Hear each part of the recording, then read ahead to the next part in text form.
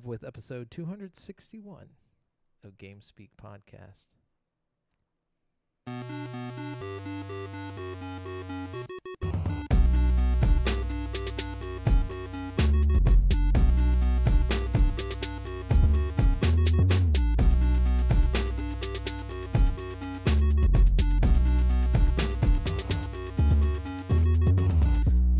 Yo, and hello, and welcome to the 261st episode of GameSpeak Podcast.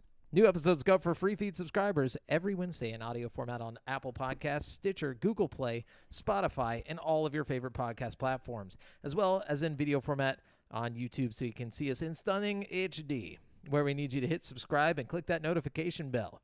We are now streaming live every Monday at 7:50 p.m. CST on twitch.tv/GameSpeakPodcast, youtube.com/CreateForSanity, and facebook.com/group/GameSpeakPodcast if you want to catch the show as it happens before anyone else.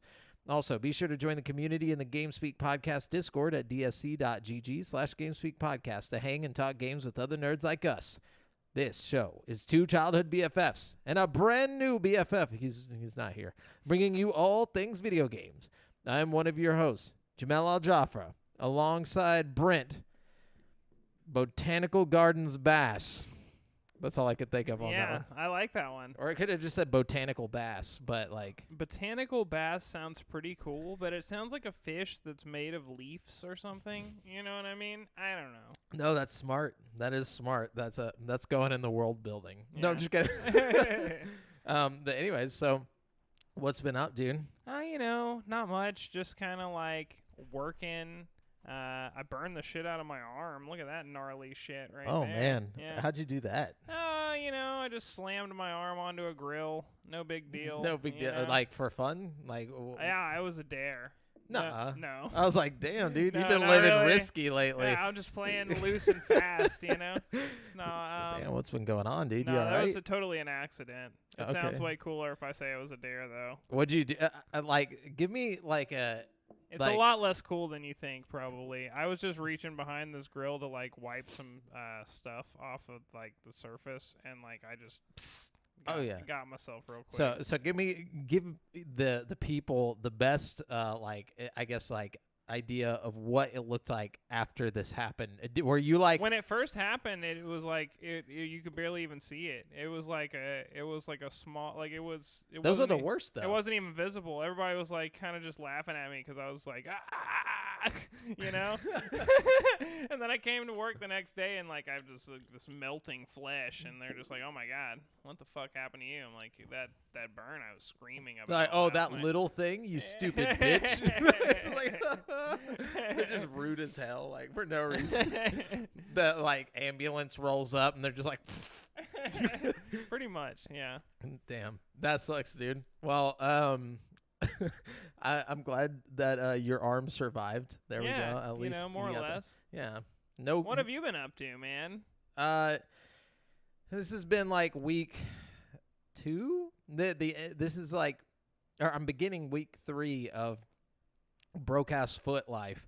So oh like, my gosh. yeah, it's been tough, dude. It like getting down Has the cabin stairs. fever set in yet? No, I was already kind of like, I'm just getting paler, and it sucks like not being able to work out like Yeah. the way that I'm used to.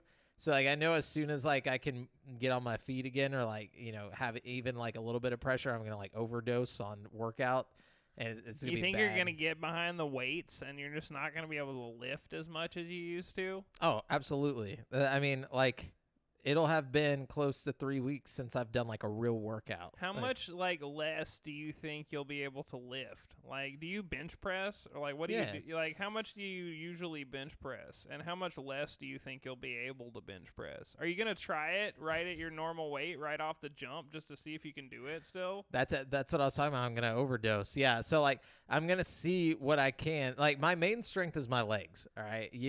I can Yeah. squat and deadlift all day. Like, Got crazy legs over here for sure. but I'm fucking weak in my chest. Like, but I also don't lift my max every time I go to work out. So like I'm not like trying to do like super heavy. What I'll do is I'll find something that I can do like 8 to 10 reps with, and then do 4 sets of that. That's typically what I do. And so I'm hoping I'll be able to do like 225 on just like some normal, like 8 to 10 reps of squats, like normal. Like if I go up in like pyramid, if I do like 6, 8, 10, 12, then I'll go all the way up to like 320 something. So I'm not going to do that whenever I first go back. I'm just going to stay like right around the 200, 225 and see how that goes.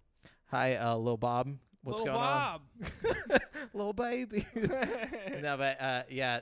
So that's kind of the goal, is to just go back in and do like more reps than strength at first, just to kind of get my body moving again. Yeah, I like that. But anyways, well, good. I'm glad you're. There's a light at the end of the tunnel here. Oh yeah, dude. I'm just looking straight forward, never looking back, dude. But anyways, yeah, Devin's not with us this week. He's been working. He's got that new job. Yeah, so. He's out there grinding, out there getting it. He's trying to keep it cool for you guys. Literally, I think he's dropping into the chat under the alias Lil Bob. What if that actually is? Lil Bob's got a quick question. I'm kind of scared. A little bit, me too. But what's up, Lil Bob? Yeah, don't ask away. Yeah, we're here, and if it's a really good question, we might use it in the questions segment of our show. So yeah, just forewarning you. Yeah, and then you'll have to stick around till that part. You're forced into it. Yeah. But anyways, so Brent, this week you're gonna be the news bearer, or the fucking what do we call an anchor? You're gonna be the news anchor. News anchor. All right. Lil Bob has many. Hey, drop them, man. Drop all the questions. Yeah, I need that. Okay. First of all, Apex Legends Mobile is coming later this month. I won't read you anything other than the headline there, because that's all you really need to know. Oh yeah, that's actually gonna be pretty interesting to see Apex Mobile. I think it has a lot of potential. I just want to see what it feels like. I mean, like, are you gonna have touchscreen controls at all, or is it just all gonna be? I think it is gonna be touchscreen controls. God, that sounds terrible. I don't know, man. Could be great. We'll see. Call of Duty Mobile doesn't feel too terrible on touchscreen controls. You know what I mean? Yeah, for sure. Sorry, I'm just making sure there's no kind of like brand new news. Brand new news. All right, hold up. I'm moving on. E3 2022 is not happening this year, but with Microsoft and Microsoft and Bethesda are going ahead with their own summer showcase. The Xbox and Bethesda Game Showcase, as it's called, will take place on Sunday, June 12th, for anyone catching up. Microsoft owns Bethesda following its purchase of the gaming giant in 2020.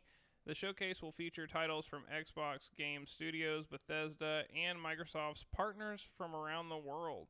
The event begins on June 12th at 10 a.m. PT, 1 p.m. ET. So that's exciting stuff, man. I really think we're going to finally see some Starfield action and shit. You know what I mean? Like, I really think we're getting a bunch of gameplay there, When is this taking place? June 12th. June 12th. So it's right around the corner.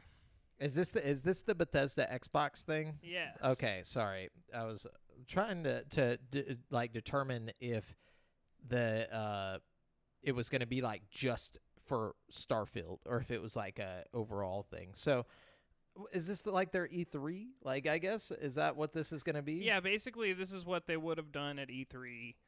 Oh, dude, this is going to be exciting. But it says it's Microsoft and Bethesda's partners around the world also. So it's like, I think it's going to be more than just Bethesda's cool shit. Like, I think it's going to be like Starfield and all the shit we want from Bethesda. But I think it's also going to be like a bunch of other random cool Microsoft shit. Like, I think this is basically going to be everything Microsoft was going to bring to E3. Like, I really think they're going to blow it out of the water here. This is what I'm waiting for. Like, I think this is what's going to make Game Pass, like, the ultimate thing soon. You know what I mean? Oh, like, yeah. I mean, it's already the ultimate thing, but, like... I think... Don't tell that to people who play on PlayStation. They will not agree. Game Pass is great. Like, I think we can all agree about that. But I think that this is going to take it to the next level. Whatever they show off at this showcase is going to be, like, the defining this coming generation of, like, Xbox games. You know what I mean? The future. Yeah. Yeah. And say, I'm down with that. I'm super excited about Starfield, but I'm also kind of hesitant just because... we don't know anything yet. Like, I don't want to think too hard on what it's going to be, because I don't want to be let down. Like, I just want to go in there, like, with just brand new eyes to something that, like, they're like, here's this thing that we created, so I can be excited. You know what I'm saying? Yeah, I don't know, man. Like, so Starfield for me, I'm super hyped about it. Like, if as long as it just is even gives me kind of a Skyrim or fucking, if it's even kind of as good as Outer Worlds, I'll be happy. Yeah. You know, I just want a new open world game like that. Oh. I don't care if it's like not as good as everybody expects it to be. You know, I don't expect it to live up to everybody's crazy expectations of it. You That's know why what I mean? have no expectations. That's why I'm like trying to just let them give me what they're gonna give me, and I'm gonna eat it. You know, you get what you get, and you don't throw a fit. Yeah. So, Lil Bob, I'll get with you after the show. I'll talk to you about that after the show. Anyways, oh yeah, I'm sorry, I forgot I'm the news guy this week. yeah, it's got let's all see. of it. Activision has rolled out a new anti-cheat update for Call of Duty that adds a new feature called cloaking. This is a function of the Ricochet anti-cheat software that makes cheaters unable to see other players. Activision rolled out this update quietly, and players have discovered it in the wild in Call of Duty Warzone, which means I guess people were trying to cheat and they found out about this. I don't really know. Yeah. So what is it exactly? Basically, if you're a cheater, like all the other players are invisible to you now. Like fucking What? Yeah, so like you can't see anybody. Like even if you're just locking on to air trying to shoot at stuff, like it's great. That's pretty tight. Yeah, like I'm really enjoying watching like all these like cheating streamers get caught. Space Time Machine wrap up. All right, it's wrapped. No, I'm just kidding. No, no, it's like in your cloaks. So yeah, like what I was thinking, Invisibility cloak style, just over. No, you're seeing all these streamers get fucking shot down, like lose all their followers because of Ricochet. Like that, whenever they were originally doing the thing where like if you were cheating, you would shoot people and it wouldn't do any damage to them. And like there was like a bunch of streamers that were like, "What the fuck's going on, dude? The game's like not working or whatever. I'm shooting this guy," and like it was like everybody knows now. Yeah, everybody's like, "Shit, Just dude, you were just exposing hacking, you, bro." yeah. Like they're just like gods at the game, but nope. I love that. I like the anti-cheat measures that are directly like targeting people's like fucking ego. You know what I mean? Oh, yeah.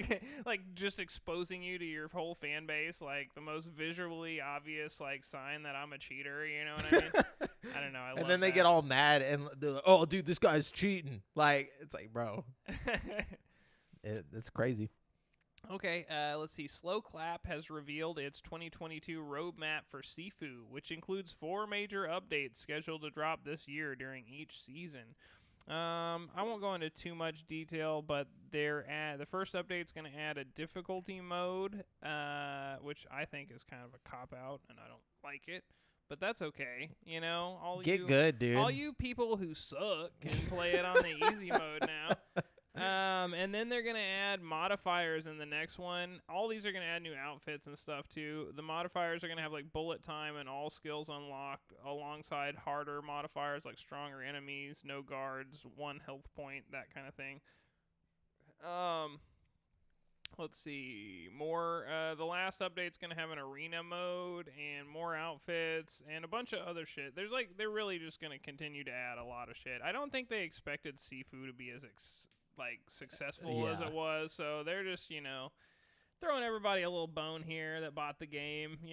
It's pretty cool because I mean it kind of puts like it gives them like this look of like, hey, we're for the player, so like people are gonna get behind their next game too. Sifu really was an awesome game too for just a little indie title. Yeah, it might have been a little overpriced at like $50 or whatever they were trying to charge for it, but it's still a really great game.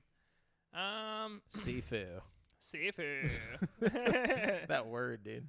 Let's see. The Intel guy says the chip shortage is going to continue until 2024. I'm not going to go into that because it bums me out. But apparently, they're building a $20 billion chip production facility in Columbus, Ohio. Yep, but it won't actually be open and operational until 2025. Yeah, so, it's basically preventative care for nerds in the future. Yeah. No, I'm just kidding. But not also, I mean, it's for everything that needs chips, but still. Yeah, it's probably a good thing, I can't wait till 2025 when the chips are just flowing freely. It's like a But bag of Doritos, dude. I have noticed that I've seen an Xbox Series S on almost every shelf. Like, Oh, yeah. they're like frequently in stores now. And you know what? I saw a fucking Xbox Series X the other day in the store, just randomly. Nice. I'm sure it wasn't there for very long, but it was there. It existed in a store on a shelf. I We're was getting like, there. Whoa. We're- You know what I mean? When we start seeing PS5s like that, then I'll Yeah. be like, Yeah, oh, that's shit. when you know. By the time we start seeing PS5s like that, Xbox Series X's will just be like lining the fucking Oh, shelves. yeah. Like, They'll be like Wheeze. all right, let's see. Okay, this is a cool one, or an interesting one. I don't know if it's cool or not. Embracer Group has announced that it has acquired Crystal Dynamics, Eidos Montreal, Square Enix Montreal, and a catalog of IPs from Square Enix. The $300 million deal will see IPs such as Tomb Raider, Deus Ex, Thief, Legacy of Kain, and more than 50 back catalog games added to Embracer's portfolio. Quote, "We are thrilled to welcome these studios into the Embracer Group. We recognize that the fantastic IP, world-class talent, and track record of excellence that have been demonstrated time and again over the past decades. It has been a great pleasure meeting the leadership teams and discussing future plans for how they can realize their ambitions and become a great partner of Embracer," said Lars Wingefors, co-founder of the group, CEO of Embracer Group, in a press statement. The deal will see Square Enix offload all of its Western game development studios to Embracer Group, which includes games like the upcoming Tomb Raider that's currently in development at Crystal Dynamics. The purchase is expected to be completed during the second quarter of Embracer's financial year, which is July-September 2022. That's so strange. Yeah. That Square would give up their whole Western, titles, all of their Western titles and all of their Western development. Dude, think about that. I mean, Tomb Raider alone is just a massive IP. You know what I mean? And they sold it for $300 million, which really It's isn't not that much. much. It- well, you know what I mean? The reboots were making money, right? Yeah, So like, sure. why'd they want to get rid of that? Maybe they feel like it was about to be on its way out, like they've done enough, with the reboot. Maybe, but there's a lot of life left in the Deus Ex series, and Thief could easily get a reboot. Legacy of Kain could easily get a reboot, and it said there's more than 50 back catalog games added to Embracer's portfolio in total. So, like, that's pretty exciting. You know what I mean? Oh yeah, that's gonna be interesting to see what they do with Tomb Raider specifically. I want to know what happens with Tomb Raider, and I want to know what happens with Deus Ex, because the last two Deus Ex games people have just shat on. Yeah. Like, this game sucks. Like, so I want to see if they can bring it back somehow. Well, and that's all the news I've got for this week. Kind of a light week in news, so. Lightweight. Yeah, so that's good, because now we got to go look at games that are like upcoming games. So I've let's also see. got the free games for PlayStation. I don't know if they have the free games for Xbox out yet for the next month. They probably do. I'll grab them. But let's see. So we're going to do all of the games coming up basically from starting tomorrow. So like the 3rd and all the way up through the 9th. So let's see what we got. Starting with Dungeon Defenders Awakened coming to PS4 on May 3rd. So let's see what this is. It's Dungeon Defenders Awakened brings back the hit cooperative action RPG strategy tower wait. defense game series. I think I've played this, dude. I think it's actually kind of fun. Dungeon Defenders. If it's it what I sounds think fun. it is. Loot River. That's coming on May 3rd as well. So, set in a series of procedurally generated labyrinths, Loot River is a dungeon-crawling action roguelike that combines tense, real-time combat and dark fantasy settings with a spatial block shifting. Okay? Okay. That's some very specific gameplay there. And we got May 4th, we got Wildcat Gun Machine coming to PC, PS4, Switch, Xbox One. Better have spatial blocks shifting. Yeah, dude. Otherwise, it ain't going to be good. So, in the bullet hell dungeon crawler Wildcat Gun Machine, players get thrown into maze-like dungeons filled to the brim with truly disgusting and ferocious enemies in order to liberate giant mech robots from demonic elder gods. Okay. Sounds intense. Probably not that good. Then we got best month ever coming to PS4, PS5, Switch, Xbox One, and Xbox Series S and X on May 5th. Buckle up for the best month ever. A point-and-click road trip narrative adventure set during America's crazy 1960s. That kind of sounds like my kind of game. Yeah, I'm it not sounds. gonna lie. Then we got Rift Tracks, the game, coming to PC, PS4, Switch, and Xbox One on May 5th. Not sure what Rift Tracks is, but it says, in the multiplayer party game Rift Tracks, the game, players compete to make bad movies funny. Grab your friends and make fun of some of the worst cinematic abominations ever created. Okay, Hell yeah, that could be okay. fun. That sounds like Oh, MST. Rift Tracks. It's like Mystery Science Theater Yeah. 3000. You know what I mean? Yeah, dude, that actually might be fun. We got to do that. Yeah. That'd be a fun thing to stream. And then we got Trek to Yomi. This is coming to PS4, PS5, Xbox One, and Xbox Series S and X. So breathtaking camera angles and striking visuals in the spirit of classic samurai film create a true cinematic experience in the action saga Trek to Yomi. The thrilling action and somber moments are set against a memorable score designed to feel authentic to the time and place of feudal Japan. To be honest, that doesn't look that great to me, but like everybody's talking about that game. Like it's getting a lot of like attention. It looks like it's only 6 hours long, so I can't see it be that good. I don't know, man. I mean, I guess there are short-ass good games, but like, oh, I mean, we just had fucking Ghost of Tsushima and Elden Ring, like the whole like samurai thing. It's getting a little stale, you know. We Yeah. got to change it up. Yeah. At least true. in my opinion. And then get ready for Warhammer 40,000 Chaos Gate. Oh God, talk about getting stale. Yeah. This is coming to PC.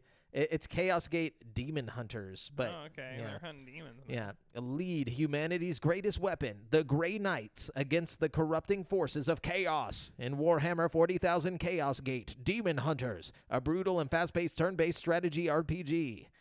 Okay. Then we got Crowns and Pawns, Kingdom of Deceit, coming to PC on May 6th. So it says, Legends of the past come back to live in Crowns and Pawns, a charming European modern-day point-and-click mystery adventure. Experience the legendary stories of the Grand Duchy of Lithuania. Nah, I don't know if it's Duchy or... We're going with douchey. I honestly, the Duchy, the Grand Duchy of Lithuania. Solve puzzles and follow hints to reveal the... You become the Grand secrets Douchey. of the king who was never crowned. Dude, you're such a grand douchey, dude. I'm gonna look up like what that is later. Hell But yeah. then we got the Iudian Chronicle Rising coming to PC, PS4, PS5, Switch, Xbox One, and Xbox Series S and X. Eudian Chronicle Rising is town-building action adventure set in the world of Eudian Chronicle. It weaves together the pre-war tales of various characters who will eventually become your companions in the RPG Eudian Chronicle 100 Heroes. Okay. Okay, And then that was it. That's our fucking games of the week. that's it. That's it. That's all that's coming out, and that's all that will ever come out Wow, for the rest of time. that Bethesda game showcase cannot come soon enough. Br- I br- need some new things to look forward to, dude. Yeah. When What, is that fucking Harry Potter game supposed to come out? that's like not till way later, I thought. Fuck. Like like holidays. There's nothing to be excited about. I can't play Elden Ring for another 150 hours. You know what I mean? Like, I mean, technically, no. But you got those Sony games or whatever? yes, I do. I got the May free games with PlayStation Plus, I guess. There's so many different like PlayStation things now. I don't know which one. It's Plus. PlayStation Plus? Yeah, Plus. Yeah. So, the free games you're going to get if you got PlayStation Plus are FIFA 22, Tribes of Midgard, and Curse of the Dead. I'm actually a little salty because I just bought Tribes of Midgard for like $12 like last month because it was on sale, Damn. you know? And I was like, yeah, I get it on sale. And I haven't even tried it yet. And it's about to be free. Hey, you might be able to get a refund because you haven't even put 2 hours into it. Can I do that? I know on Xbox, or no, on Steam, it's like as long as you haven't played for more than 2 hours, you can return it. So I would check with the Sony refunds. I'll definitely check. cool that you're getting FIFA though. I know all the I know all the Europeans will be they're psyched about ecstatic, this. dude. You know. So for Xbox, you can look forward to playing Yoku's Island Express coming May 1st to the 31st. The Inner World, The Last Wind Monk is coming from the May 16th to June 15th. Hydro Thunder Hurricane, that great arcade game, is coming May 1st to the 15th, and then Viva Pinata Party Animals is going to be available May 16th through the 31st. All right, don't sleep on Viva Pinata though. You know what I I'm mean? not. I'm not. Classic Viva Pinata. The problem though is that if you have Game Pass, you have access to Viva Pinata already, like all of them. Maybe everybody should just already have Game Pass. You know what I mean? Yeah, that's what I'm saying. You can't just be expecting them to just like throw you stuff that's Throw not me a on bone, Game Pass. dude. At least you get to keep it. You know what I mean? Oh yeah, for sure. That's true. At least it's yours Yeah. until they decide to pull it off. Yeah, they could pull it off Game Pass, and you know what? Yeah. You're still gonna have Viva Pinata. You know what I'm saying? All right, what you got? Let's see. Or not what you got. What are we? Well, let's go to currently playing. I'm so used to there being so much news that like it's just weird, throwing me yeah. off. Yeah. So currently playing. I've actually just like, to my own detriment, I have only been playing Warzone. Sometimes you just gotta go back to the old habits. Yeah. Fall back on the old games you love. You know. I think that's what it is. It's like, and also like right now, like I know a lot of people hate on Warzone, but like this has been the most balanced version of Warzone that has been out since the game came out. You know what I'm saying? Like, to me, that's what it feels like. They've got all the guns fairly balanced to where you're not running into like, oh, the DMR just obliterates everybody and everything. Like everybody's trying like a different weapon. It doesn't seem like everybody's pushing towards like a specific meta. You know what I'm saying? Which is great. Yeah. Because I like trying different weapons, you know. And then also they've added like all these quality of life fixes where like whenever you go to buy somebody back from the buy box, it's not 2 clicks. You just like open up the box and hit the button, and like instead of hit the button like to buy somebody back, it's just point and go, and then they'll come back. That way it's easier to get off the buy without dying. You know what I'm saying? So like that's pretty cool. They've made it to where your loadout falls like fairly early in the game now, way earlier than it used to for your free one. And then just the King Kong and Godzilla shit that's about to happen, which totally like it wasn't that hard to say that would be a good idea, but they totally stole our idea. I came. It's a great idea. It is a great idea. We need kaiju in Warzone. Remember, I remember. literally joking. And I'm convinced there's some executive somewhere that listens to our show that just like fucking We're makes all taking the, that he idea. pulls all the strings, you know what I mean? And he He's gets the, all his ideas from us, but he just doesn't, you know. He's the gaming Illuminati, And dude. I'm okay with that. You know what I mean? Like, Yeah. if we can influence secretly from the shadows, Yeah. you know? Even if somehow, it's like our will, like we're giving off this like yeah, we're just radiating it. Maybe Yeah. this is proof that we live in a simulation. that. You know what I mean? All right. That we influence this gaming industry so much. I'm know? gonna make a stop by the fucking psychiatrist after this episode. no, but like for real though, like I am excited about the King Kong Godzilla thing. I want to see what that is. Like, are they gonna do it? Is it gonna be good? Like, or is it gonna be fucked up? Like right now, if in Caldera you can look out in the ocean, you see like a volcano out there, like in the water that looks like it's like recently. Fucking what do volcanoes do? They erupt. Yeah, I was gonna say exploded, but it looks like it just recently erupted. Fucking Godzilla's about to come up out the water. He's gonna come up out the water, dude, and then shit's gonna get real. Have they confirmed this? What makes everybody so sure there's going to be kaiju? It's literally what they've been promoting. What if something else happens? No, I mean they literally show King Kong and Godzilla fighting. like Oh, in okay. the trailer. Okay. Yeah, and then like so it comes out this month sometime. They already put out the update, like they've already patched it in. They just haven't made it a thing yet. Oh my god. Nah, dude, I'm excited. That is exciting. It's very exciting. Anyways, so that's basically all I played. I'm gonna play more games this week. I've just been trying to save my money for Disney World, but Bro, it that's seems so like exciting that you're going to Disney World. Like, can we just talk about that for a second? that is gonna be dope, I'm fucking hyped for you, bro. dude. You never been to Disney World before, right? No. And you're gonna get to go to the Star Wars part of it and everything. Like, Oh yeah, this dude. is the best time to go to Disney World. Do you think they have like scooters because of my foot? Like, or should I get like a fucking wheelchair? How like, soon are you going?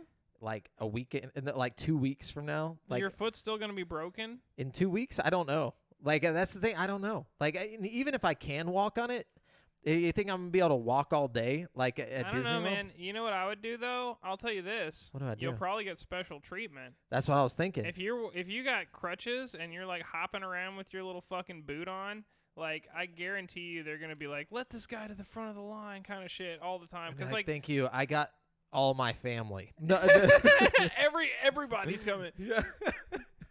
Like 10 people cut the line. Like I don't know if you're necessarily gonna get like No. special treatment everywhere, but they will make a point to like make your experience more pleasant. Like it's just a great place. it's the happiest place on earth. Like no, but I honestly, you will do a lot of walking. I would wear like comfortable shit, you know. Yeah. But like I don't know. I mean, do you think you could hop around on crutches for a long time? Like not for that fucking long. Like, dude, that's why I'm hoping a like wheelchair might be the best option then. yeah. Do you think you have the upper body strength Oh, yeah, to dude. like wheel yourself around in a wheelchair all day, or do you think one of Yeah. your family would push you? Either way, you know what I'm saying? Like either way, it would be easier than crutches all day. Yeah. You know, like and that's the thing is like I might be able to like They might have wheelchairs there they can like lend that's you. what I'm saying. You know It's what Disney I mean? World. Yeah. They don't think about this shit. They're No, not. they probably do think about Yeah. this shit. They probably think hard about this shit. That's what I'm saying. There's probably like a lot of different shit they can do to accommodate you, but it might be worth thinking about bringing your own. You should look this up. I'm online. Yeah. definitely gonna look that. But dude, there's a lot of sweet rides you're gonna get to ride. I'm- Dude, like I'm doing a make a wish. You know, like I'm just glad I get to do this one last time. like you have a broken foot. It's stage 4 broken foot. It's bad. It's bad, dude. It's not the kind you can just cut out. It's broken all the way up Yeah. to my brain. From my foot to my brain, all the way up. Anyways, what you been playing? Well, I'm still ticking away at Persona 5, but like really slowly, you know what I mean? Yeah. Like I haven't played it very much, but mainly because it's like I'm only in it for the new content, and the new content is so scattered, few and far between the old content. Like mainly I just get excited every time I get to talk to one of the new characters, and it's like you only get to talk to the counselor every now and then, and the one chick, you know what I mean? There is a lot of different random new stuff, but like I don't know, overall I'm just very slowly plucking away at it when I'm in the mood for that kind of game, you know what I mean? Yeah, that was my problem this week. Is like I wanted to play Persona, but I didn't want to like set up my PlayStation again. Like I had Oh yeah, that's real. Well, check this out. Remember how I told you I have gigabit internet, right? But for some reason my router wasn't putting through the full internet. Turns out, thanks to Hans was like, "Oh, dude, I was having the same problem. I don't have gigabit internet, but I have way faster than what I was getting. I just switched the Ethernet cable and like to a new one, and my speed just came through like Oh randomly." my god, I need that. And I was like, "Oh shit!" So I was like, I have like an extra cable that I've never used, and I fucking switched it, and it went from, check this out. Whenever I was like, so it went from 98 Mbps to 998 MB. Holy crap, dude. Just from switching that Ethernet cable. Wow. Yeah, like my upload went from like 30. Are you downloading shit like rocket fast right now? Yes, I was like waiting forever for like that patch for Warzone, and then I like switched that cable. Like it went from like a 20-minute wait to like less than 5 minutes. Oh my god. It was insane, dude. That's awesome. It was badass. Badass.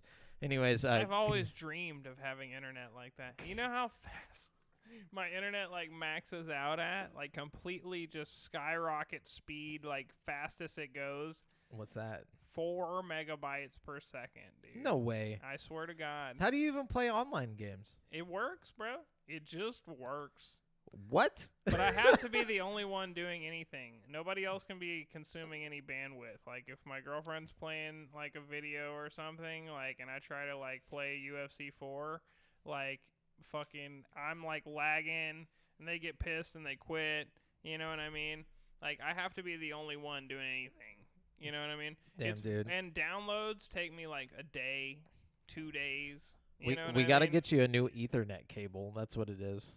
You think that'll solve the issue? No, but I You mean, think it'll improve the issue? well, I have faster internet. Like I just wasn't getting it wasn't coming through, and I thought it was the router. You know what I'm saying? So like, are you getting what you believe you're paying for? You know, I don't know. Probably not. call fucking whoever, Comcast or Suddenlink. Honestly, I think that I'm capping out at 4 because there's probably some kind of like limitation, like a cable or something that's limiting me. You know?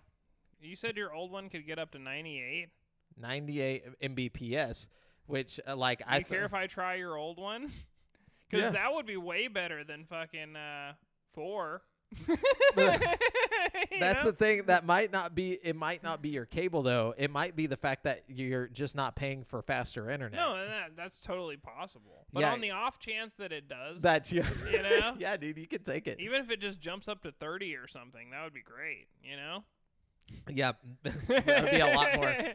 But the fact that it was cutting down a full gig down to 98 Mbps, and I was just like, whatever. It's still better than what I had before. I'll just keep using this 98 because it used to be like 50, and then like just watching it, just like the numbers just like That's fucking crazy, hit bro. level 4, dude. Like it was insane. I saw flames like on my TV, like I was watching the speed test. But anyways, yeah. So what else you been playing? Oh yeah, sorry. I don't even know how we got on that subject. But yeah, so I was playing a little Persona 5, and then I can't stop playing Elden Ring, dude. Like I've gone back, and I'm like most of the way through playthrough number 2. I'm now at like on New Game Plus. I'm at Azula's Crumbling Farm, and I just respec my guy to a faith build. So Nice. I was going to use the Blasphemous Blade because all the videos online are like, oh, the Blasphemous Blade, blah, blah, blah, blah, blah, blah, blah. blah blah You blah. know? And it's good and all, you know, but I found something that's even better, dude, that nobody talks about. I find all these weapons that, like, I like, but nobody on, like, YouTube seems to, like, care about, you know what I mean? Yeah. But I found this one, and it's a faith weapon, right? And it's a fist weapon. And it's like this like blade of light that just comes out of your hand like this. Oh, nice. And its special attack is called Unblockable Thrust. And like it doesn't matter if you got one of those fucking assholes with a shield or anybody in front of you. You just hit that unblockable thrust and fucking it like breaks their posture almost 90% of the fucking time. So like you'll hit them and they'll do the little thing where they crouch over and then you can like critical hit 'em. Like, it's fucking the most effective OP fucking weapon ever. And then I've got all these, like, faith sorceries I'm, like, using and shit. It's great. Although I have noticed that, like, the faith spells seem to be more powerful, like, area of effect attacks. But the intelligence spells seem to be more, like bullets. You know what I mean? Yeah. So, like, you can do more, like, long-range damage with sorcery, it seems. You know what I mean? At least generally speaking. Yeah. You know? Or medium range. Yeah. Whereas with the faith, you can, like, most of it's just, like, spewing fire on the ground in front of you or something, you know? It's almost like a melee build, but, like, with magic, you know? Which is a lot of fun, but I don't know. It's not as easy to like spam on people. Yeah. You know what I mean? Like with the intelligence build, I could just stand in the corner of the room and just shoot those like the Kamehameha wave shit. Yeah, That shit dude. was I ridiculous. put the comet spell on and just fucking blast at him, dude. Like, my intelligence build, so far I've done 3 different builds. Like, just committed to 3 different builds. And the best one that I've done so far is, like, the Bastard Star Flail in the right hand and, like, an intelligence sorcery staff weapon in the left hand. And, like, you just fucking melt everybody from long range. And anybody that's unfortunate enough to get close to you gets the left trigger fucking from the Bastard Stars and just explodes them in a gas cloud of magic. Like, it's like the ultimate fucking build. My Faith build isn't nearly as strong, but it's a lot of fun. I also did a build with 2 whips. That's a lot of fun, but also not really very practical. Yeah. Well, in your second playthrough, it's like you're just fucking around. I'm just having fun at this point, yeah. Yeah, that makes sense. It is a lot of fun. I can't stop playing that damn game. But then I've also got the Stanley Parable Ultra Deluxe. My girlfriend got me a little $25 gift card. And I was like, I might as well get, because I like the original Stanley Parable, and I was like, I'll see what kind of new content they put in the Ultra Deluxe version, you know what I mean? Yeah. First of all, the game looks a lot better than the original Stanley Parable, like the lighting effects and all that stuff. Like, they did some significant little touch-ups. Are you playing this in, like, VR or what? No, I wish it was in VR. I'm playing it on PS5 right now. Oh, okay. But, dude, like, okay, so Stanley Parable Ultra Deluxe, I expected just, like, a few new, like, endings and rooms and stuff like that. But, basically, it's, like, a whole nother, like, game. Like, there's more than double the content from the original game. Damn. And, like, halfway through the game, it just declares itself Stanley Parable 2. And then, like, every time you boot it up from that point on, like, the menu says Stanley Parable 2. And, like, fucking, it's just like, you know what? I think we might as well just call ourselves Stanley Parable 2. That's you know what tight. I mean? Like, it's so fucking good, dude. Like, I can't put into words. Like, okay, I'll give you, like, one little spoiler just so you can understand, like, the scope of the game. You know what I mean? Like, a little bit into the game, it gives you a fucking bucket, right? And, like, you can choose to pick the bucket up or not at the beginning of each run-through. So, like, each run-through is, like, Stanley walking through the office, and depending on what you do, you can lead yourself to a different ending, and it's like really trippy, and there's some of them are really philosophical, and some of them are hilarious, and some of them are just weird, you know what I mean? Yeah. And, like, it's just all these different branching paths with, like, tons of different endings. But, like, that's the original Stanley Parable. Now you have this bucket, and, like, you can play all your original routes with, like, lots of fun little new things added into it, or you can pick up the bucket and do all of the original routes. And now, if you're holding the bucket, anything from the original game that you do, it has a completely different outcome because you're holding this bucket. So, like, it effectively, like, doubles your endings just from that alone. You know what I mean? Like, literally anything you do with the bucket changes the outcome of everything. Like, it's insane, like, how much detail they put into this. And, like, I'm still finding new shit. There's still, like, 4 or 5 achievements I haven't unlocked, and, like, just, it's really, really detailed and awesome. And is there, like, a lot of secrets and stuff in it? There's so many fucking secrets in the game. Like, a minute ago, I, like, glitched through a window, and, like, he, like, falls out of the level, and it's, like, it's kind of glitching for a second, and then it's like, oh, I bet you thought you broke the game. And it's like, this is actually part of the game. Like, you know, that kind of thing. Tight. It's just so fourth fucking, wall breaking. Yeah, dude. Like, and there's so much of that. It's so self-aware. Like, it's just a really clever, hilarious fucking game. Like, I don't know. I can't stress it enough. It's one of those masterpiece games that everybody should play. And it's like, I don't know, it's like a thought experiment almost. You know what I mean? Like, I like shit like that. It's like the game is so well thought out that it's like it knows how you're going to try to break it, and then it, like, plays that against you. Like, it's really, really clever. It's almost like a chess match with the game to see who can, like, you know, I don't know. You just have to try it. It's really, really fun. Stanley Parable. Yeah, I highly recommend it. For sure. Yeah, no, I'm definitely going to play it. That's going to be tight. The more you talk about it, the more I'm like, I just need to buy it.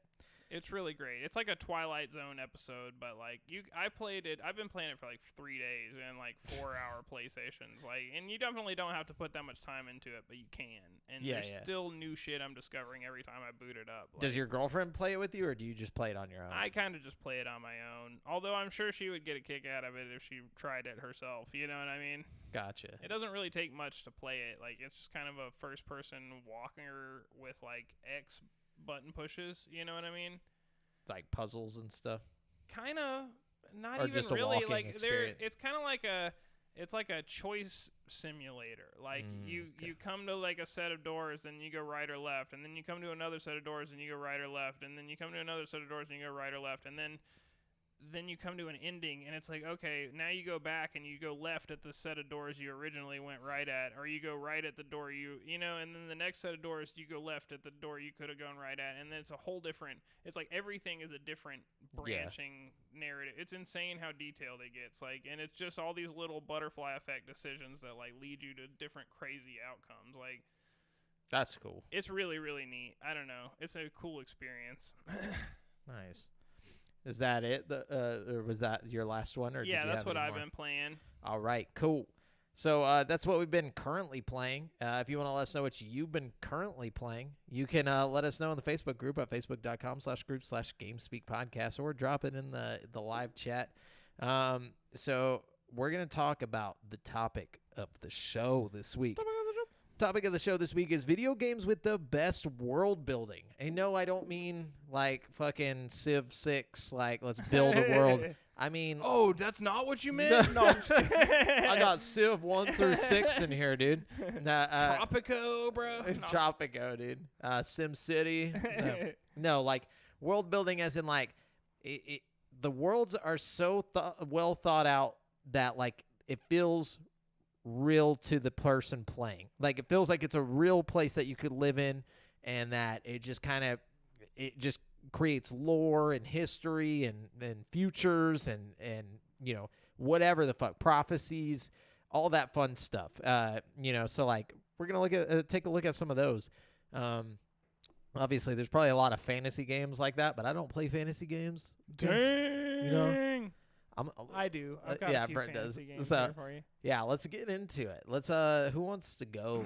I can go. You can go. Since you don't like fantasy games, let me just talk about my fantasy games real quick. All right. First of all, obviously you got to bring up Elder Scrolls. You know what I mean? That's just kind of an obvious one. You know, when it comes to world building and fucking video games, nobody does it better than Bethesda. You know what I mean? Like, that's kind of their bread and butter. And their franchise that they're known for world building so greatly with is fucking Elder Scrolls. You know what I mean? Like, it's got all these different, like, and because I didn't put it on mine, Fallout as well. Fallout works in that same vein. Definitely. Yeah. You know, it's got all these different, like, religions and, like, fucking gods and, you know, cities factions and towns and, like, fucking different, you know, Skyrim and Morrowind and the Argonian place, you know. Vampires. The different races and, like, all kinds of different crazy stuff that makes Skyrim just so unique and lived in. You know what I mean? Yeah. Cheese wheels. Yeah, cheese wheels. You know? know? But another game franchise that nobody really talks about, well, people talk about it, but it's not as, like, you know, revered as, like, Elder Scrolls, I think is just as detailed, though, is Dragon Age. You know what I mean? I think Dragon Age is less on that, not less on the world building, but less on the popularity scale because of the gameplay. It's like definitely the gameplay is different. Yeah, too different. It's more, well, it depends on which game you play, but like most of it's like turn-based, kind of like KOTOR type gameplay. You know what I mean? And like, I don't know, man. It's a great game. You know, and the world building there is awesome as well. It's got like its own little religions and own little towns. This is a lot like Skyrim. You can tell they're kind of biting Skyrim a little bit. Yeah, and that I think Elder Scrolls. Now this might get a lot of hate, but I feel like Elder Scrolls is the Lord of the Rings of video games. Like, why would that get a lot of hate? I feel like that's very apt. It could be. I just don't know. It just sounds like something. Is that a wrong thing to say? I don't know. I don't. I feel like People like Lord of the Rings. Tolkien fans will come murder me. People like Elder Scrolls. They do, but when it's like whenever you compare Tolkien to anything, people just flip shit. So but to me, it's like the same thing. It's like this cool world that Todd, or what's his name, Todd Howard, fucking, and his buddies came up with. Like, it's just fucking cool, you know. It's like this deep lore. It all started with the game back in the fucking early 2000s, like 90s even. Dude, yeah, they've been making them for a while. Oh yeah.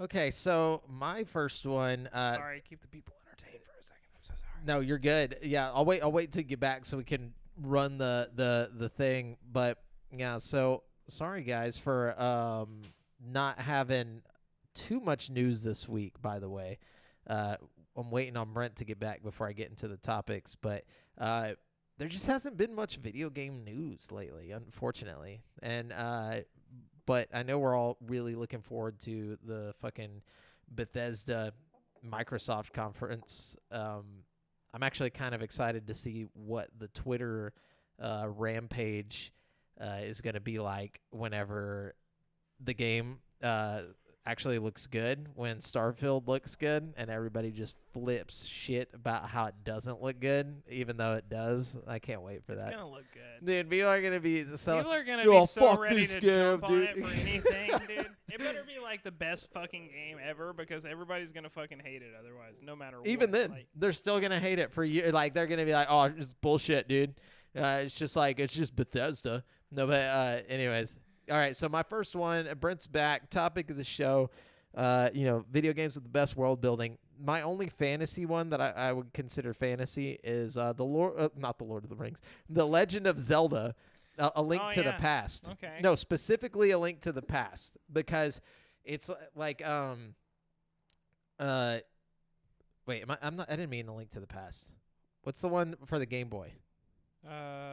Link's Awakening. Link's Awakening. Yeah. That's the one that I meant to put on there. Just because it's different from Hyrule and like all that stuff. Like it's a dream world basically, and it's made by a completely different dude. Like Shigeru Miyamoto had nothing to do with this Zelda. And he did have something to do with all the others. This one, they were like, here, we're gonna let this dude go and make the world and whatnot. And so he just came up with this like weird dream, like almost like you took a fucking hit of acid and then this is what he came up with, but it was so like it felt real, and it felt empty when you leave at the end and you kind of destroy the place. You're like, yeah, fuck, like that's harsh, you know what I'm saying? But like, and then like seeing the big egg on the mountain, like in the back, and like you're just like so excited to figure out what everything is. I feel like Majora's Mask had pretty good world building too. Like Clocktown was an interesting place, you know what I mean? The different environments around Clocktown were all different and fun feeling. The moon was interesting. Oh yeah. And that's the weird thing about like Zelda, is that it could be good. Like, okay, so Majora's Mask specifically, and I feel like Majora's Mask is just like what Link's Awakening is, where it's kind of like like a fever dream type yeah, thing. Like, it's separate and weird and has nothing to do with the overarching story. Like it's just like some random offbeat thing where they were like, hey, let's just do a side quest real quick. Yeah. In this like portal dimension, and like that's what made it cool, is because it was so isolated and not a part of the bigger story. And the bigger story is so convoluted and makes no fucking sense that I'm like, like it's not, the world building's not that great. Yeah, no, I agree. But they're specifically perfect. Those two. Yeah. Mm-hmm. Anyways, what you got? All right. Let's see. Gotta go with Mass Effect here. I knew you were gonna go with that. I've only played parts of the first one, so like I was like, I'm gonna let Brent take Mass Effect. The thing about Mass Effect is it's just such a believable sci-fi world. They have a good explanation for everything. They have a detailed history of how we got there as like humans from today. Yeah. Rapidly getting there in like the next 200 or 300 years to intergalactic like space travel. You know what I mean? With aliens. With aliens. It's because of the Protheans, which like we find a ruin for on Mars. Like all this weird shit that just like, it's not like it's obviously sci-fi, but it's Yeah. plausible to the point where it's like, okay, this is like interesting. could happen. Like if Yeah. this happened, I would believe it. You know what I mean? Yeah. And it's like the mass relays all make it like the fucking travel from one side of the space to the other interesting. It's more interesting than just a faster than light button on your spaceship. You know what Yeah. I mean? Because that wouldn't even work anyways. Faster than light, like just because you're going, at the speed of light or whatever, like you're still going slow in the grand scheme of You're things. going faster than light, bro. Oh, faster than the speed of light. Yeah. Is that, we can't even reach the speed of light now, like faster than. But yeah, because like I always like, and I know this is like such a like dumb thing to like bring up, but like I always think about how like whenever somebody's like, oh, that's 70 million light years away, means that if you were traveling at the speed of light, it would take 70 million years to get there. It's like, fuck. Like, so we have no fucking, like, until we can, like, have mass relays or, like, bend, or create some teleporter or whatever and somehow to get places, there's just parts, like, even humanity will never reach, Yeah. So and that's what makes the mass relay technology so interesting. You know what Yeah. I mean? And the fact that there, I don't know, just the whole concept. But then also the detailed like races, like how there's the Turians and the Asaris and how they all have this like galactic federation that like they're struggling to accept humanity as a part of because we're so We new suck. to the fucking world, and we do kind of suck. They see Yeah. that we're kind of assholes and Like, those guys fight a lot. Yeah. But I don't know, man. It's super interesting. Like I just really enjoy it. It's kind of like Star Wars, but like with a little bit of Star Trek and a little bit of I don't know. I would say Star Wars, Star Trek. Yeah, it's like a good mix of both. Yeah. Yeah, for sure. Okay, so my next one is going to be Portal and Half-Life, that world together. Like Half-Life really okay, so Half-Life 2 specifically Yep. is the one that I think of because Half-Life 1 was interesting, right? it's antiquated. It but was antiquated. But Half-Life 2, I feel like really expanded on this idea like, okay, you're in City 17. And Yep. City 17 is this big living, breathing entity that like has this like corrupt government overlooking it, you know what I mean? This big brother watching over you at all times, you know what I mean? It totally changed the vibe from like, okay, we're just working in some science lab and shit went wrong to like now you're on the run, you're like a fugitive almost. Like Yep. it really has a different tone to the game altogether. You know what I mean? And like just in general, everything that you just mentioned is basically where I was gonna go with it. But yeah, it feels real. Like there's something about those the worlds created there, and the same thing with Portal, how it's like it's possibly the future of Half-Life or whatever, or I can't remember whether it was supposed to be like future or like prequel, but like how this robot's still remaining after like whatever apocalypse happened outside or whatever, and then you're just in this thing. Like it's just so cool. I gotta say, if you like the mysterious, weird vibes of Portal, that all directly translates over to the Stanley Parable. That's what I Like, figured. It's the same Yeah. kind of vibe. Like it's yeah. I like that stuff. Okay. Sticking to my space theme, I'm gonna go with Halo next. Yeah, Halo has built a fucking crazy amount of backstory and world building. Like, Yeah, the Marines, the UNSC, and you got the fucking Covenant and like the different factions and like the Flood itself is all interesting. Like the fact the that Arbiter. they want your like- enemies to feel like meaningful, and I like that about Halo. Oh, yeah. You know what I mean? The enemies are meaningful and their cultures are meaningful. Like you learn about like who they pray to, why they're doing things Yeah. that they do. The Like, prophets. the prophets, dude, and like the brutes, and then fucking in the newest one, I forget what the new guys are, but they're basically brutes. But like also in like it's all expanded on with the books and the show and all that stuff. Like there's like just millions of it might be hundreds of thousands of years, I'm not positive, but there's so much lore and backstory to Halo. You got the rings, the Flood, like all this crazy shit, and like it's all hidden behind this like, oh, it's a first person shooter game. You know, like it's so weird to think about, like how much story is there. It really is. But anyways, yeah, that's a good one. Next one for me is Elden Ring, obviously. And Elden Ring and Dark Souls in general, like any From Software game, like the world building is really cool because they do it without telling you.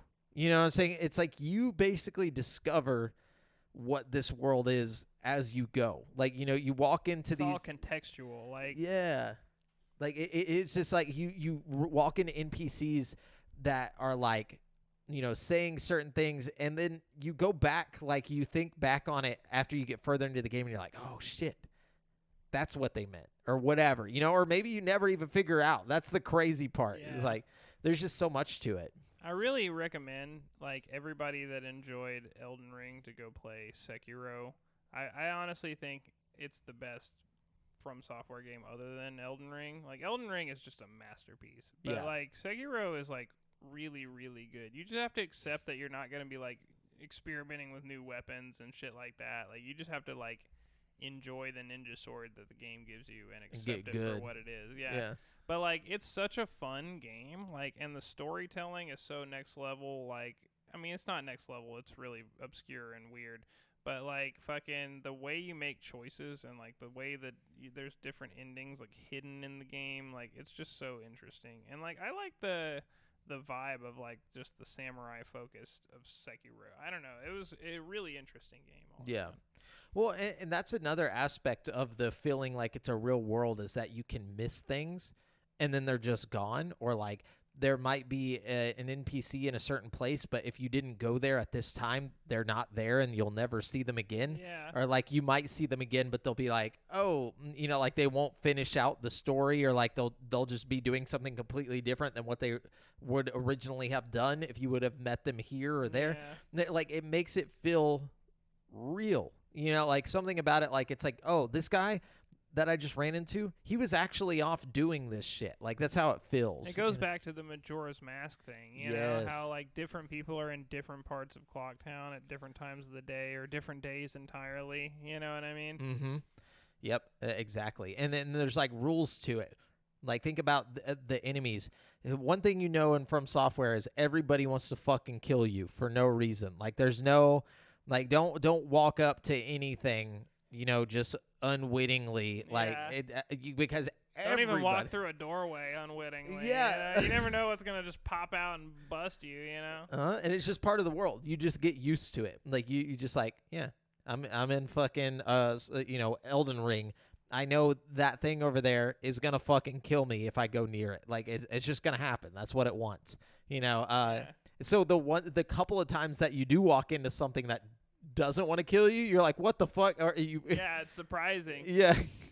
You're like approaching it all slow, trying to target it, like. Yeah. Or like in Dark Souls, you hit them and then ruin your fucking game because you just like Right. kill off an NPC or like, you know, throw Surprise off the whole attack storyline.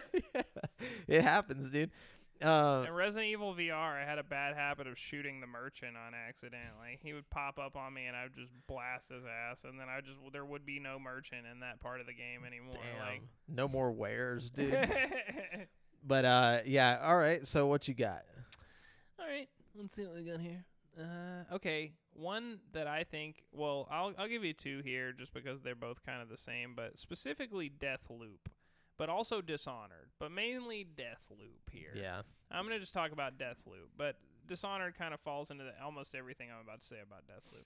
Deathloop is just so creative, and it's kind of like the same thing with the Majora's Mask, how everybody's in a different part of the map at different times, but it's like so important that you learn everybody's patterns throughout the day, because you have to like assassinate everybody in the course of one day. So you have to like kill. The whole point of the game is to like convince you're in this like repeating Groundhog Day type cycle, and you're the only person who remembers what happened the day before. Everybody else just like forgets about it and then resets their path. And so you have to find a way to get all 5 of these people to like die over the course of the day, or else it's going to reset and they'll all come back to life.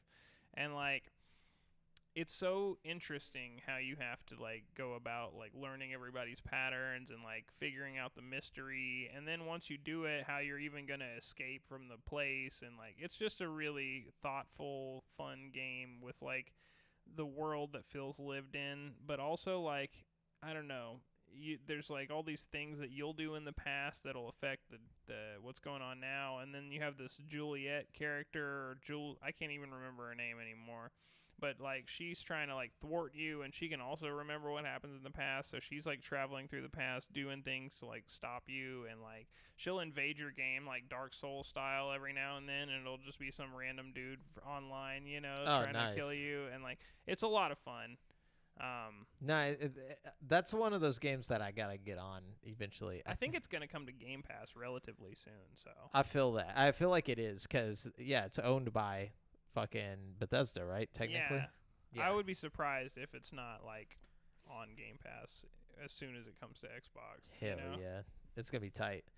But all right. So wait, did you have more on that, or was that's pretty much it?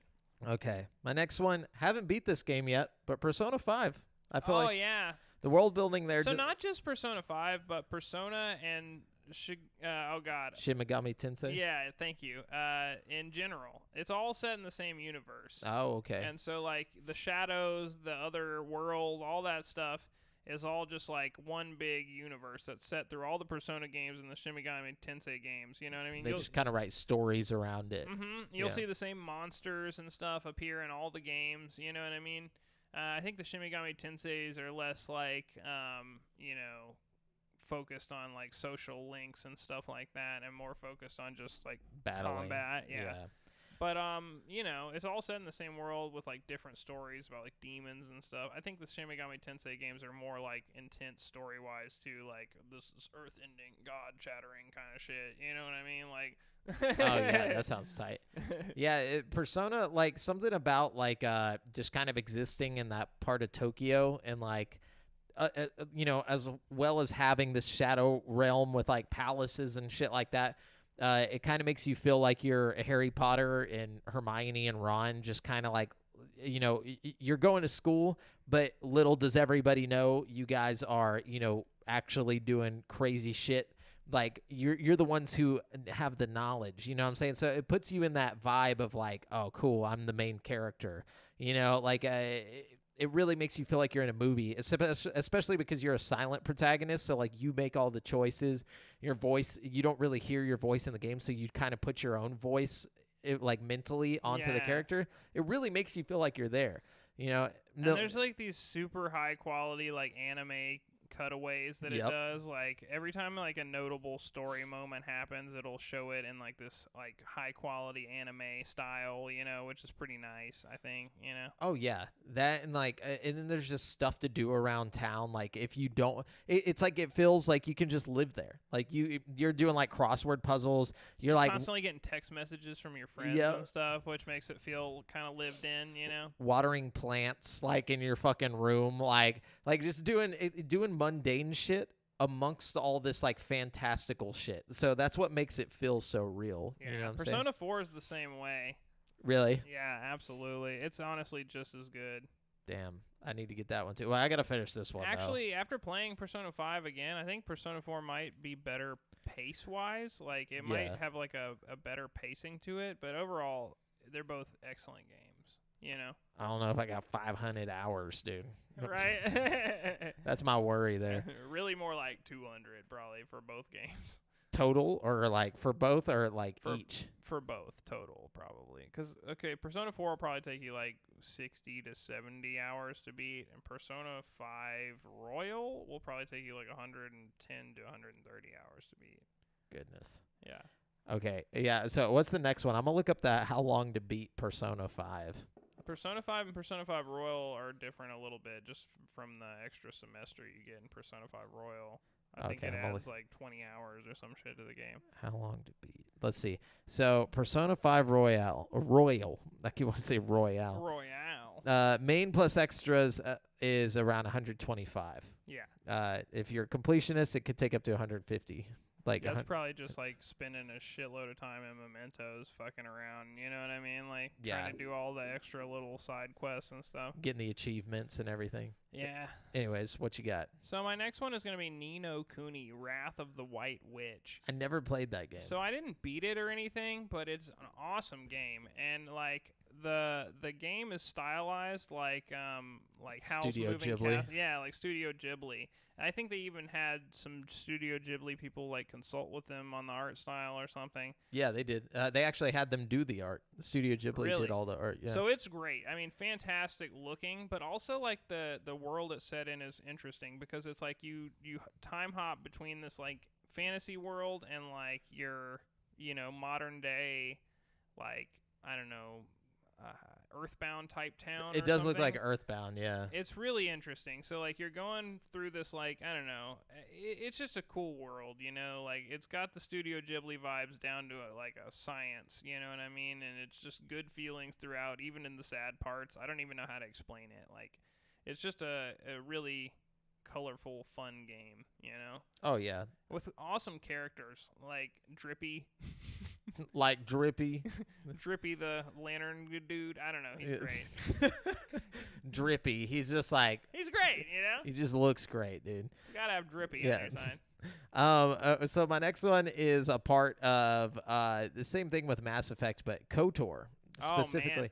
The world building in KOTOR, it's like it could have been its own thing, like even outside of Star Wars, which is why they did Mass Effect. But like, I feel like what's so great about KOTOR's world building is that you could have never watched Star Wars and you still would have like just fell in love with the world. Like you would believe this shit. Like because Especially since it all predates Star Wars. Yeah. You know what I mean? But also if you do watch Star Wars, like it expands on so many ideas that you've already like heard about, like Kashyyyk and shit like that. You know what I mean? But you see this ancient Kashyyyk with like the Wookiees all enslaved and stuff. You know what I mean? Like Yep. it's interesting as fuck. And you get to like help, save some of them or kill them. It's up to you. But like, and that's the cool part is that like then getting your first lightsaber. It's like it makes getting a lightsaber like a thing, because you start off, you got all these vibroblades and bullshit. And then like, Yeah. you're like, oh damn, this sucks. But then when you finally get that lightsaber, you're like, fuck, that's awesome. And then the rest of the game, you're like finding crystals and Yeah. stuff, and it's like, oh, I can customize my lightsaber. Or you'll kill a Sith, and you'll like find a short-hilted lightsaber on him, and you're like, oh, I can get like 2 double short lightsabers, yeah, or dude. like a double-bladed Double-sided. lightsaber, or you can have like 2 normal lightsabers. It's so cool how they mixed it up. You can have a normal lightsaber and a short lightsaber. Dude, the remake is going to be fucking awesome. Yo, I'm so fucking hyped for that. Dude, I me can't too. believe we haven't heard anything else about it other than just that short little teaser at the PlayStation show. You know what I mean? I can believe we haven't seen much about it, but I bet you the next time we do see it, we'll see a lot. That's what I'm excited I'm about. so excited about that game. Like I can't even put it into words. I hope they don't like change it too much like fundamentally. Like I hope it's still got a lot of like I don't know. KOTOR? Yeah, I just hope it's not like dumbed down somehow, you know what I mean? Like Yeah, that would suck. It just make it like fucking Kingdom Hearts or some shit. Like, don't do that shit. But anyways, did you have any others? Let's see. you wanna throw out? Let's see. Oh, BioShock, man. Oh, of course, You yeah. gotta have BioShock, especially, I don't know, all the BioShocks just are masterfully. That's kind of the whole World thing building, about yeah. BioShock, just the Rapture, world building. Yeah. Columbia, Yeah. like those places are they are creative and they're believable in their world. You know what I'm saying? That's the thing. It's Yeah. like if a world can make you believe something would exist in its world, then you know it's good. Yeah.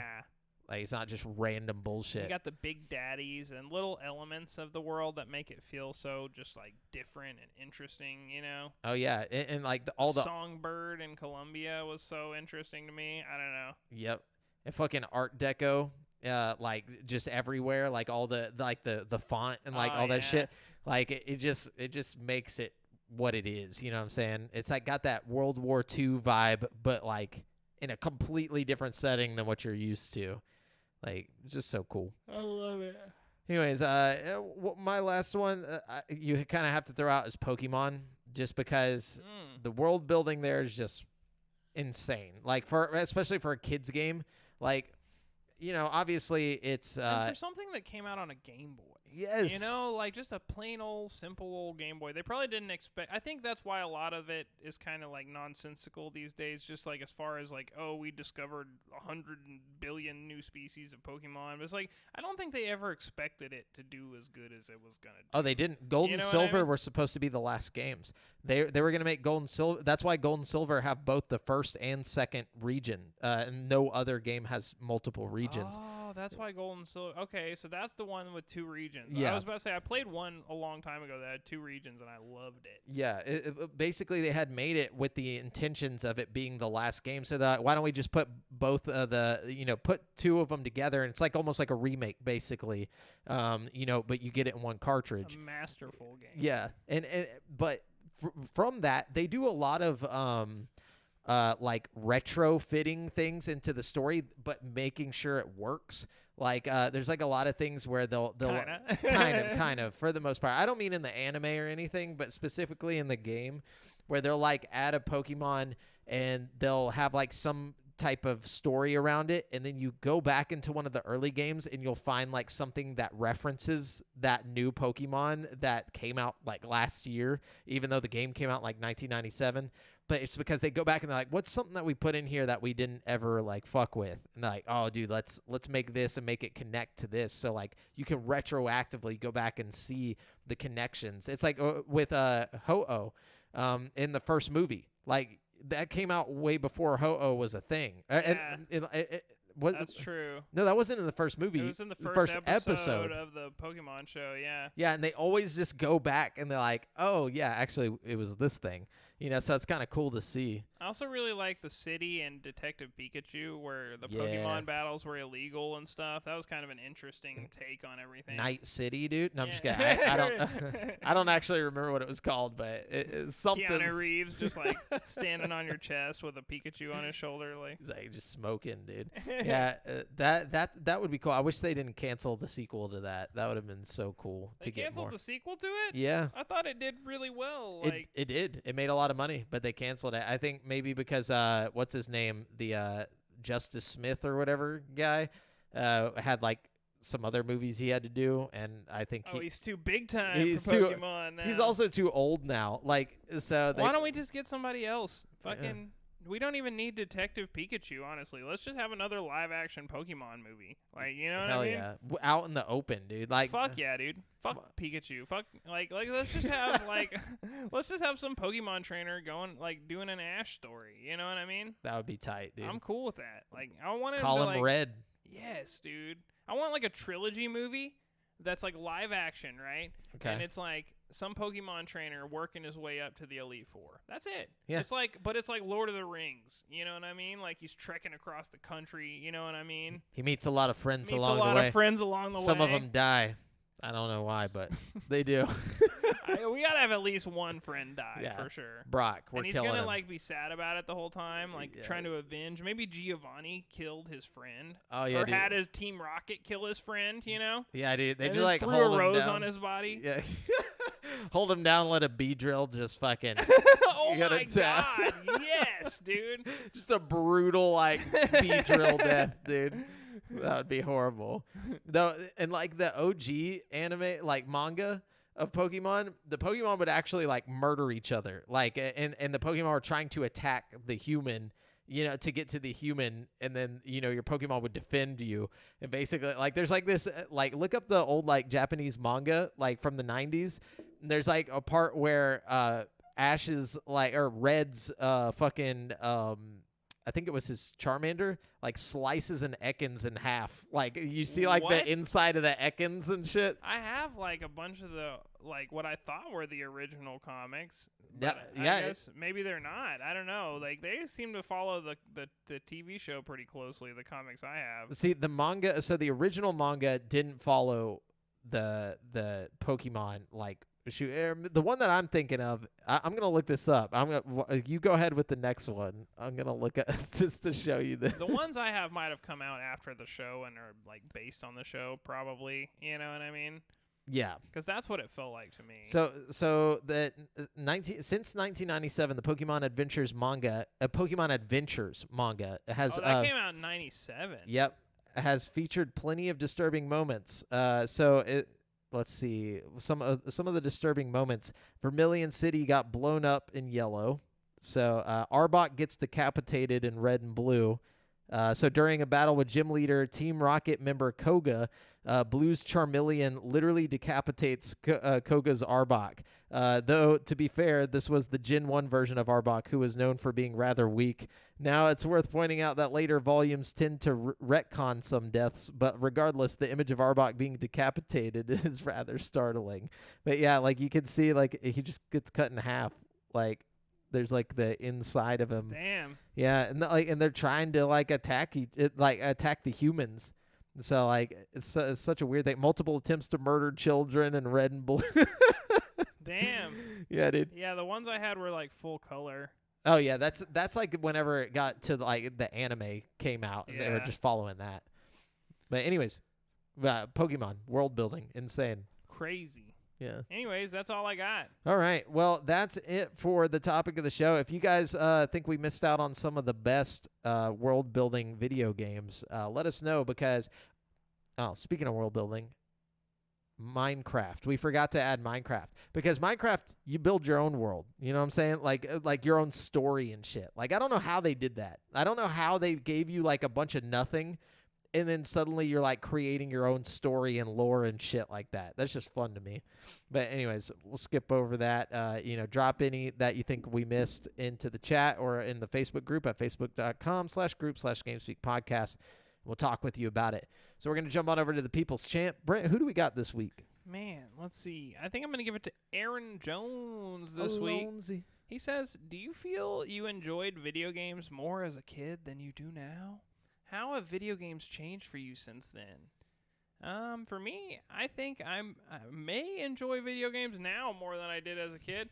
But I'll tell you this. I like different types of games now as an adult, you know? I like more like slow-paced like story games a lot now as an adult, where as a kid I just kind of wanted I like skating games and shit, you know what I mean? Like Yeah, like more action or arcade focused. yeah, I don't know. Grand Theft Auto. Now I kind of want to be told an epic tale, you know what I mean? I really like narrative-focused games like Beyond Two Souls and shit like that now, and I wouldn't have liked that very much as a kid, you know what I mean? Yeah. That's a tough question because I think I like video games just as much, if not more, in different ways.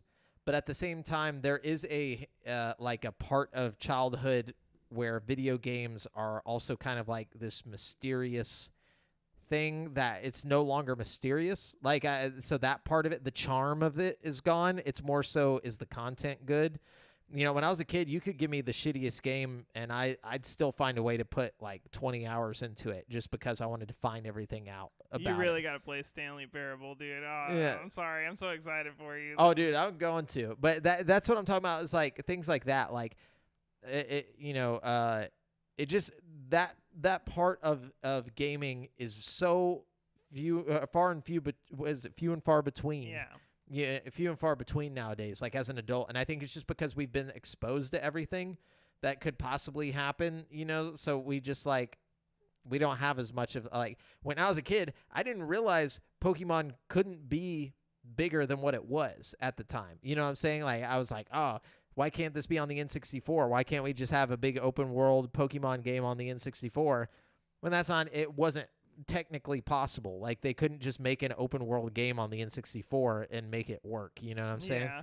But so to me, like the edges of limitations didn't exist. There was no limitations. In my mind, I'm like, they're not doing it because they don't know. No one's told them that this is what should be happening. Yeah. You know, it's not but then as I got older, I'm like, oh, it's a business. And, we have to have a certain amount of tech to do this or that or whatever. So I know the limitations. Like I know. I think that's why VR is so intriguing to me, is because I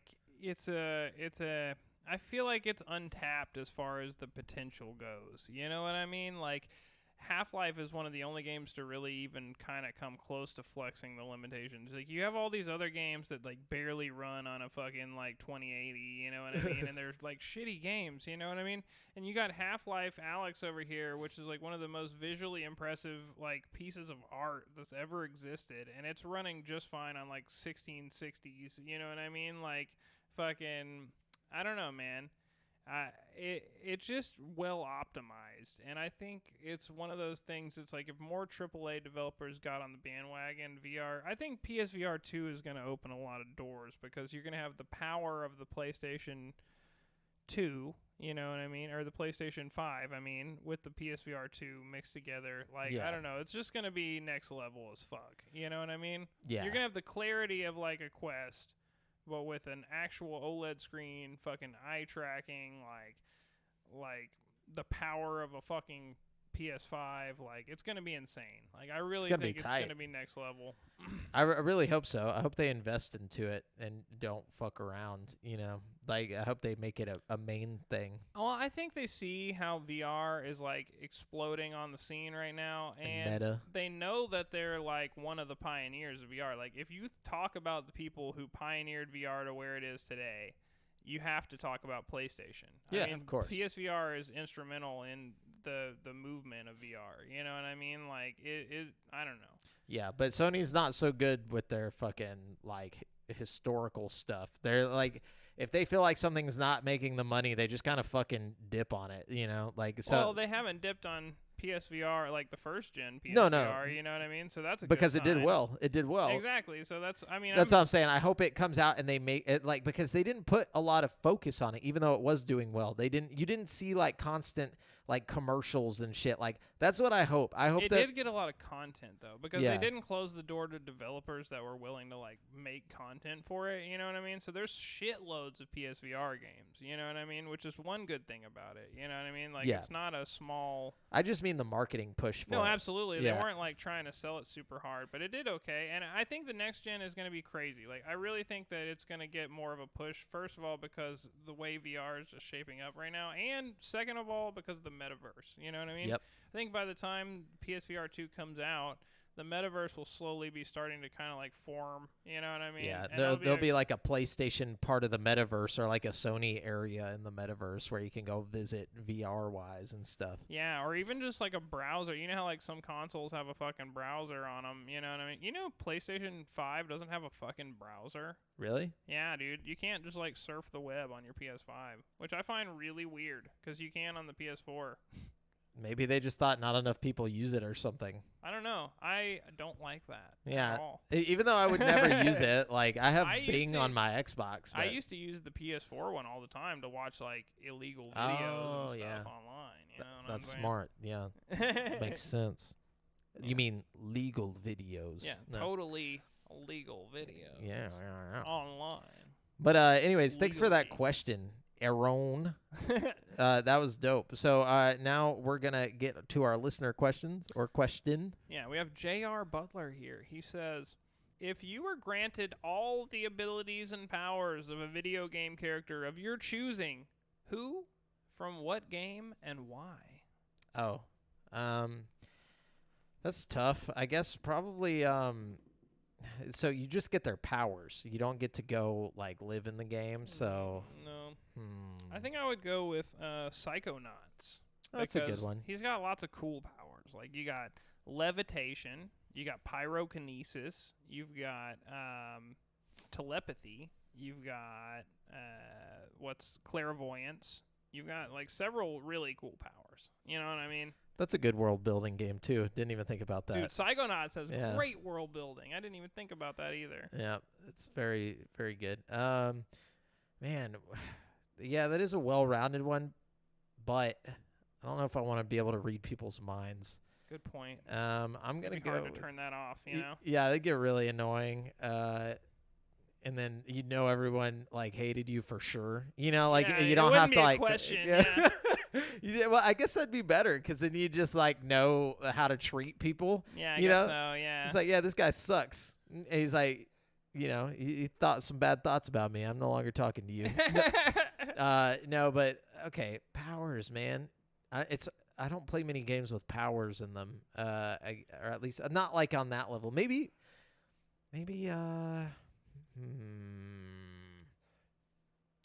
KOTOR. KOTOR, I guess, but that's Star Wars. That'd be like, Does oh that yeah, I not want to be a count? Jedi. Yeah, like that wouldn't count. It's got to be a video game thing. You know what I'm saying? I guess it could be like, no, there's literally nothing, dude, that I can think of. Maybe See, a lot of the powers from video games are just like shooting fireballs out of your hands and shit, and I really don't want to do that. No, yeah. Like, I don't have any reason to want to shoot fireballs out of my hands. Yeah, I can't use it. It's not practical. Like I No. could be great for like starting bonfires and stuff like that. Yeah. Like, but 4th of July, you'd be the talk of the town. yeah, But but I'm not gonna go and like use it to fight crime or something. Like no, you'd fuck be that. you'd be just as bad as like the criminal if you're just burning all these people. Like Yeah, for real. Honestly, I'll probably just get a gun or something if I had to. yeah, if you know you what can I mean? start blasting, you might as well get the gun. Yeah. Can I? Okay, I guess it doesn't work that way. Fuck, dude. What's another game with powers in it? Give me some. You're better at thinking on the spot like this. Let me think. Oh man. A lot of games, the powers are your guns. You know, that's it. It's like your guns and your grenades. You know, like what Solid Snake technically has powers, the stealth powers. You know. Hold up. What about? Oh no. See, a lot of the powers I'm thinking of are just would not be fun to have. Like the darkness. He's got like these big monsters that come out of his back, and like no, that wouldn't be cool. No, because it'd be that scary wouldn't be as cool fuck, at all. dude. Yeah, that'd be horrifying. I'm just gonna go with fucking. What about Emily from BioShock? She can like rip open space time. Ooh, I like that one. That's pretty cool. Yeah, I like that one. I'm gonna go with Elizabeth from Oh, yeah, Elizabeth. Sorry. yeah, same name, Emily Elizabeth. Whatever. Yeah, but she's tight because ripping in the terror. No, but like, ripping in the terror. yeah, just ripping through fucking time and shit. Like, oh, I'm all about that. Time Then travel, again, but I mean, like that's another thing. It's like, or it's can dimensions. you control technically. it really? Like, I She know, could. Yeah, you're right. She opened a window to Paris at that one point. Yeah, dude, and that shit Yeah. was tight. All right, yeah, that'd be cool. That's Yeah. what I would do. I'd be like, fuck, I want to go to fucking Japan. Yeah, bro. Just yeah. just hit the fucking bars for the night, and then Alright, just I'm like, sold. oh, I need to go to bed. I'm like in my room. You know what I'm saying? Yeah, dude. Fuck yeah, Fuck dude. yeah, dude. Let's do that. All right. Anyways, thank you for the listener question, Mr. JR. We're gonna round out the show. Or are we doing a round out? No, we're not rounding. We're not rounding We're it. rounding We're it rounding down. Yeah, we're gonna wrap it up. Remember, guys, you've been listening to GameSpeak Podcast, courtesy of GameSpeakPodcast.com. The show posts for free every Wednesday on all podcast platforms, but you can watch it live before anyone else on Twitch.tv/GameSpeakPodcast, YouTube.com/CreateForSanity, and Facebook.com/group/GameSpeakPodcast every Monday evening at 7:50 p.m. CST. Be sure to submit any questions you want us to read on the show to the GameSpeak Podcast Facebook group, and check out our video content on YouTube. And if you want to stay up to date with your boys, you can find me on Twitter at the handle AlJaffer Brent at Brent has one. That's the number one. Devin at Devondrius. And check out the GameSpeak Podcast Instagram, guys. Until next time, listeners. Later.